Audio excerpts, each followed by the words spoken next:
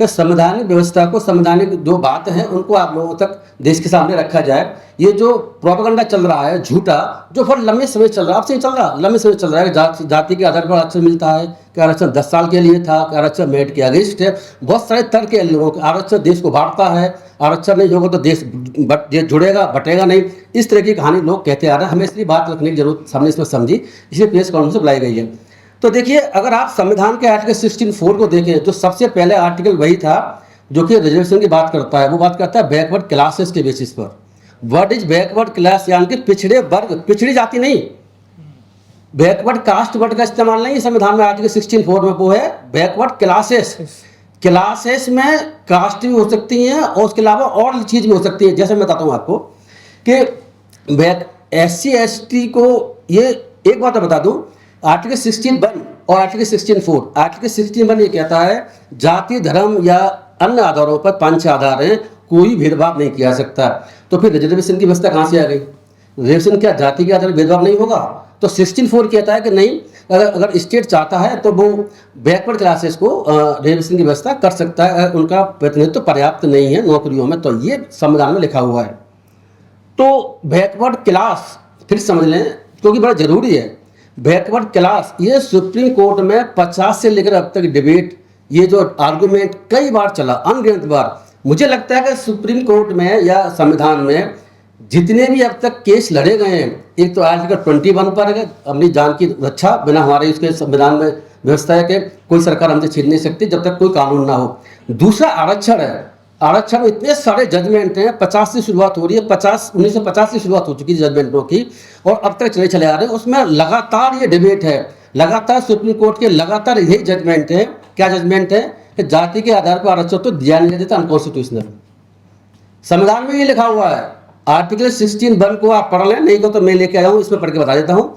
साफ लिखा हुआ है कि जाति के आधार पर भेदभाव नहीं किया सकता। इसीलिए संविधान में जाति के आधार पर नहीं, बैकवर्ड क्लासेस के आधार पर रिजर्वेशन की बात कही गई है।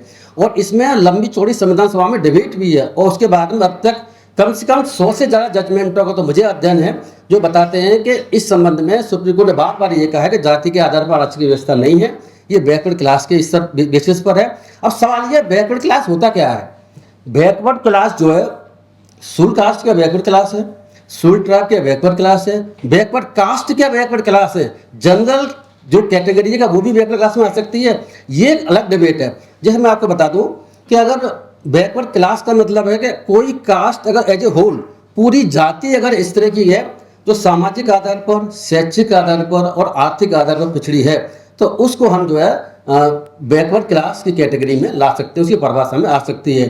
तो जो शेड्यूल कास्ट है, इसमें मंडल कमीशन से बहुत सारे कमीशन और कमेटियाँ बनी हुई हैं 1950 से लेकर के, और मंडल कमीशन तक था। उसके बाद में भी जो ये कहती है कि शेड्यूल कास्ट और शेड्यूल ट्राइब्स पूरी ही जाति, चाहे सब कास्ट कोई भी एज ए होल, जो सामाजिक, शैक्षणिक और आर्थिक आधार पर पिछड़ेपन में आते हैं। इसीलिए इनकी तो बैकवर्ड क्लास है ही है, इनके बारे में डाटा कलेक्ट करने की आवश्यकता नहीं है। इसमें सुप्रीम कोर्ट ने क्या बदमाशी करी, बदमाशी शब्द का इस्तेमाल इसलिए कर रहा हूँ, मैं भी जज रहा हूँ तो मुझे इसका जानता हूँ इसका क्या कॉन्सिक्वेंस हो सकते हैं, मुझे इसकी परवाह नहीं है। कि जब रिजर्वेशन होता है, एक प्रमोशन आरक्षण की व्यवस्था है, एक इनिशियल अपॉइंटमेंट की व्यवस्था है। जब प्रमोशन आरक्षण की बात आई तो जस्टिस दीपक मिश्रा जी की बेंच थी। मुझे याद है कि 2011 में जब उत्तर प्रदेश में मायावती जी की सरकार थी, उस वक्त वहाँ पर प्रमोशन में आरक्षण का जो एक्ट था, उसमें एक पर्टिकुलर सेक्शन 7 था शायद, उस सेक्शन को इलाहाबाद हाईकोर्ट ने कह दिया अनकॉन्स्टिट्यूशनल है। उसके बाद में बहुत से लोगों ने सुप्रीम कोर्ट में इसकी अपील करी, तो सुप्रीम कोर्ट में ये कहा गया कि बैकवर्डनेस के डाटा की जरूरत है। शेड्यूल कास्ट के या शेड्यूल ट्राइब्स के लोग बैकवर्ड हैं कि नहीं है, इसका डाटा जब तक नहीं होगा तब तक रजिस्ट्रेशन ग्रांट नहीं किया सकता।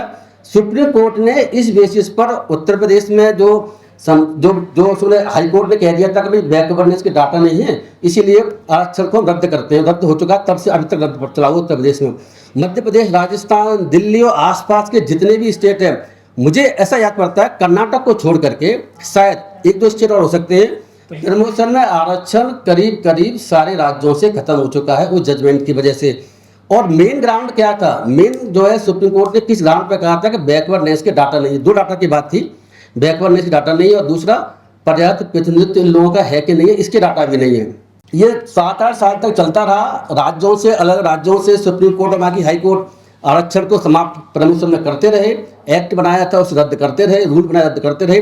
अभी जनरल सिंह के जजमेंट सुप्रीम कोर्ट ने फिर कहा 10 साल के बाद में नहीं, बैकवर्ड के डाटा की जरूरत नहीं है, क्योंकि शेड्यूल्ड कास्ट और शेड्यूल्ड ट्राइब्स इंदिरा साहनी के जजमेंट, जिसमें के मंडल कमीशन का जजमेंट जो बैकवर्ड क्लासेस को रिजर्वेशन की व्यवस्था करेगी 1991 में तुम्हें, उसमें सुप्रीम कोर्ट की 9 जजों की बेंच पहले ही कह चुकी है कि शेड्यूल्ड कास्ट शेड्यूल्ड ट्राइब्स तो मोस्ट बैकवर्ड हैं, बैकवर्ड की बात छोड़ दीजिए आप, तो इसके लिए किसी डाटा की आवश्यकता नहीं है। उस जजमेंट के 9 जजों के होने के बावजूद भी ये जजमेंट सुप्रीम कोर्ट के आते रहे और लगातार 8-10 साल तक जजमेंट आते रहे।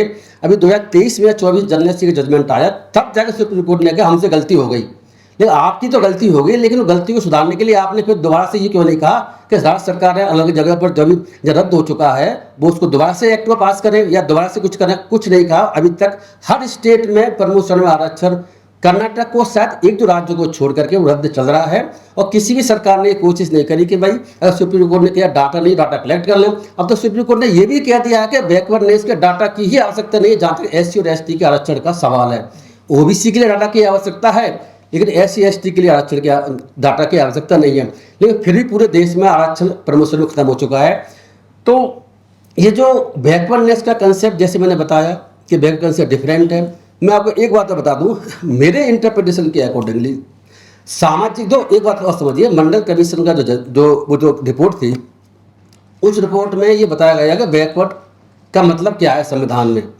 तो बैकवर्ड का मतलब है सामाजिक, शैक्षणिक और आर्थिक आधार पर बैकवर्ड, जिसमें सामाजिक आधार पर बैकवर्ड का परसेंटेज जो है 65% के आसपास है, और जो शैक्षिक आधार पर बैकवर्ड का परसेंटेज करीब 30% के आसपास। सिर्फ 10% ही जो है आर्थिक आधार पर होगा। अगर 100% में देखें तो जब तक कोई सामाजिक पिछड़ा नहीं हो सकता तब तक वो आर्थिक आधार पर कितना ही पिछड़ा हो वो बैकवर्ड लिस्ट कैटेगरी में ही नहीं आ सकता।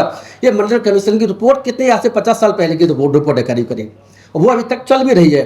तो SC और ST के लोगों को अगर आप देखें तो सामाजिक आधार पर और भी पिछड़े हैं।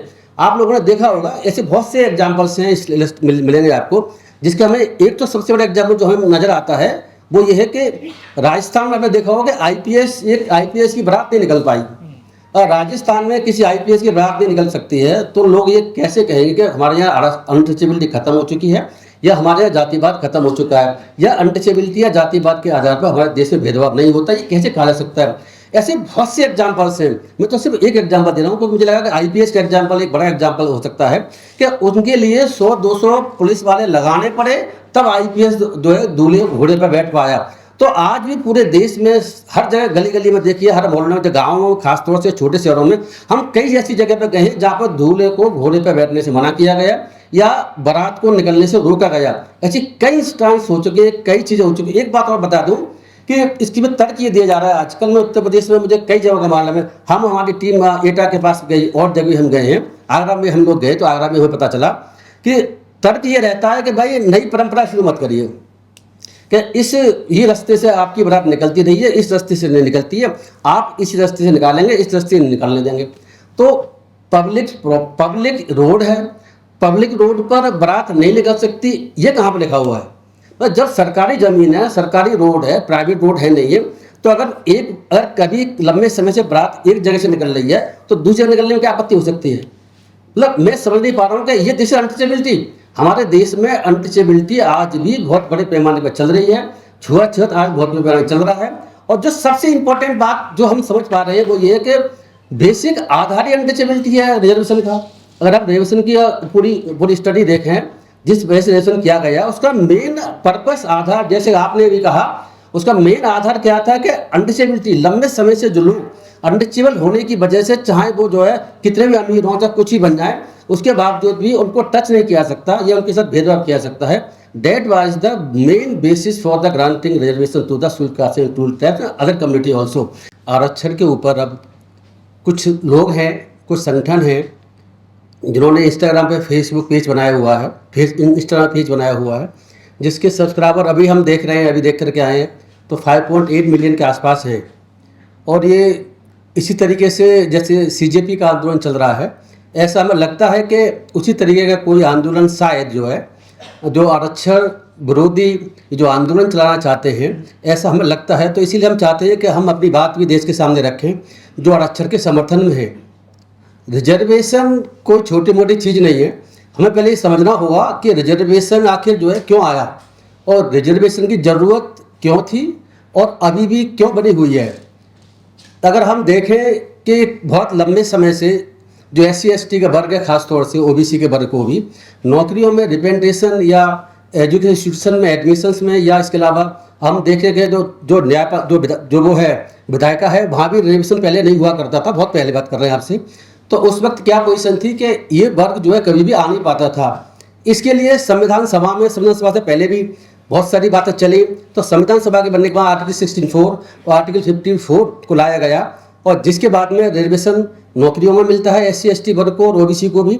इसके अलावा जो एडमिशन इंस्टीट्यूशन से उसमें एडमिशन में मिलता है। इसके अलावा आप देखें तो जो लोकसभा है, विधानसभा में भी रिजर्वेशन की व्यवस्था संविधान के तहत की गई है।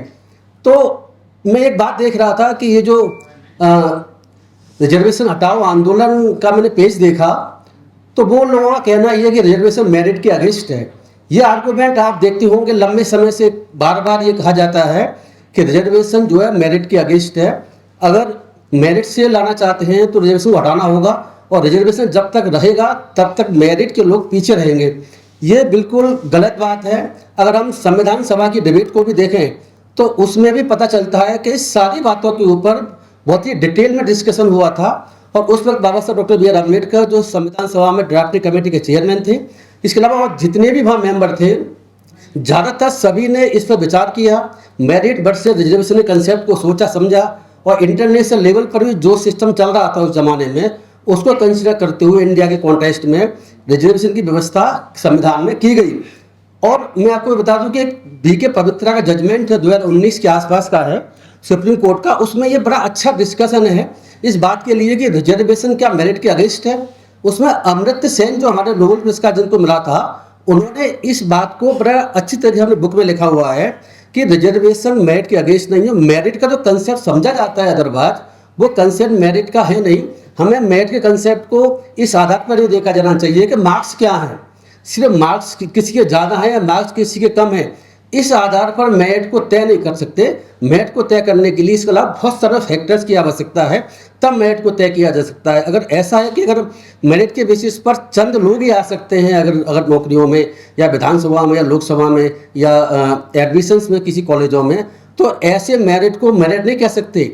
तो इसीलिए जो है बहुत सुप्रीम कोर्ट के अब तक के जजमेंट, अब तक की पार्लियामेंट्स की डिबेट, उसके अलावा संविधान सभा की जो डिबेट है वो ये बताते हैं कि रिजर्वेशन मेरिट के अगेंस्ट नहीं है। ये झूठा प्रोपेगेंडा लंबे समय से जो BJP RSS के लोग चलाते रहे हैं, वो अब जो है RHA के रूप में यानी कि रिजर्वेशन हटाओ आंदोलन के रूप में मुझे लगता है कि आगे ये जड़ पकड़ने वाला है। तो हम लंबे समय से इस इशू को लेकर के, बाकी और को लेकर के हमारे इंडियन दलित फोरम काम कर रहा है। 2 साल पहले हमने इस संगठन का बनाया हुआ है। हम हर इशू पे जिस पे हमें लगता है कि संविधान के खिलाफ कुछ बातें देश में चलने वाली हैं, और खासतौर से जो ऐसा वर्ग है जिस वर्ग की नौकरियों में और बहुत सी जगहों पर रिप्रेजेंटेशन बिल्कुल भी नहीं है, तो उसके लिए हमें आवाज़ उठाने की आवश्यकता है। आवाज़ उठा रहे हैं, उठाते रहेंगे। तो ये जो एक बात और बता दूं मैं आपको, जो मुझे समझ पाता हूँ कि इसमें ये कहना जाता है, कहा जाता है, कई बार ये लोग कहते हैं, मैंने BJP के जो पहले मुझे लगता है मैं इनको नाम भूल रहा हूँ, लोकसभा के अध्यक्ष थे उन्होंने, बाकी और बहुत सारे RSS के लोग हैं, बार बार ये कहते हैं कि रिजर्वेशन सिर्फ 10 साल के लिए था। इसमें भी ये बात कही जा रही है रिजर्वेशन सिर्फ 10 साल के लिए था। तो क्या रिजर्वेशन वास्तव में 10 साल के लिए था, या इसके लिए कोई भी समय सीमा संविधान में प्रेस्क्राइब्ड नहीं है? हमें ये समझना होगा। बिना इसको समझे हुए हम इस डिसीजन पर नहीं पहुंच सकते कि रिजर्वेशन कोई टाइम बाउंड था या रिजर्वेशन कोई टाइम है ही नहीं संविधान में। तो मैं एक बात पहले और इसको बताता हूँ आपको कि संविधान सभा में जो महान संविधान सभा वाले निर्माता जितने भी थे, बाबा साहब सहित और बाकी जवाहरलाल नेहरू, बहुत सारे लोग उसमें थे, आप जानते हैं, मैं इस बताने की जरूरत समझता नहीं हूँ। तो वो लोग बहुत काबिल लोग थे, इसमें तो कोई डाउट ही नहीं है। संविधान सभा में जब संविधान बन रहा था तो उस वक्त जो डिबेट हुई है, हम अब समझते हैं कि अब कुछ चंद लोग ऐसे हैं, उस समय कुछ लोग ऐसे थे, वो समझते हैं कि बाबा साहब हैं, बाकी और लोग हैं, उनसे ज़्यादा काबिल लोग हैं, और उनको समझ नहीं है, ऐसा उनका मानना है कि रिजर्वेशन जो ला करके इन्होंने देश में बंटवारा कर दिया, जबकि देश को बांटने के लिए, देश को जोड़ने के लिए ये रिजर्वेशन की व्यवस्था करी गई थी। तो 10 साल का जहाँ तक प्रावधान है, हमें ये समझना होगा कि 10 साल का प्रावधान सिर्फ पॉलिटिकल रिजर्वेशन के लिए था। बाकी जो 16(4) आर्टिकल है, इसके अलावा आर्टिकल 15(4) है, जो कि नौकरियों में आरक्षण की बात करता है। इसके अलावा जो एजुकेशन इंस्टीट्यूशन में एडमिशन की बात करता है, उसमें कोई भी समय सीमा है ही नहीं। तो जब समय सीमा है ही नहीं है तो जानबूझ करके बार बार ये बात क्यों कही जाती है लोग गुमराह करने के लिए कि भाई रिजर्वेशन सिर्फ 10 साल के लिए था। जो 10 साल के लिए था वो वास्तव में बढ़ रहा है 10-10 साल करके। जो भी गवर्नमेंट आई वो बढ़ाती जा रही है, वो एक अलग इशू है। लेकिन नौकरियों में उसमें आरक्षण की कोई समय सीमा नहीं है और हो भी नहीं सकती। एक बात और मैं बता दूं कि लोग ये कहते हैं कि रिजर्वेशन जाति के आधार पर मिलता है। एक ये आरक्षण का पेज बना हुआ है, इसमें भी ये बात कही जा रही है कि जातीय आधार पर आरक्षण को खत्म करिए और आर्थिक आधार पर आरक्षण को लागू करिए।